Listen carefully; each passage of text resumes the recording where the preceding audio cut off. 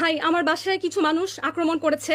তারা নিজেদেরকে পুলিশ পরিচয় দিচ্ছে। আমি বলেছি যে আমি থানায় এসে কথা বলবো, তারা কিন্তু আমার কথাটা শুনছে না। আমার বাবা মা যেখানে যে আছেন, আমি প্রস্তুত না, আমি ঠিকভাবে জামা কাপড় পরা না, ঠিক আছে? ঠিকভাবে আমি এখন পর্যন্ত প্রস্তুত না, আমি জামা কাপড় পরা না, আমাকে এখানে বেল দিয়ে যাচ্ছে, আমার দরজা প্রচন্ড পরিমাণে নক করছে।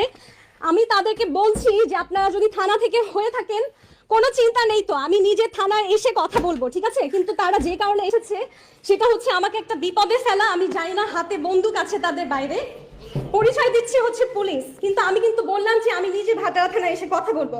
তাহলে তো আসলে নক করার কিছু নেই, তাই না? শুনুন, আপনি আমার দরজা ভাঙার চেষ্টা করছেন, আমার তো ভয় পাওয়াটা স্বাভাবিক, তাই না? না না, আমি তো খুলতে পারি না, কারণ আপনি কেন ট্রাস্ট করবো আপনাদেরকে? আমার কাছে অলরেডি স্বরাষ্ট্র মন্ত্রণালয়ের ফোন এসেছে, অলরেডি সিটি কর্পোরেশন থেকে ফোন এসেছে, অলরেডি 3 জন মানুষকে আপনারা থানায়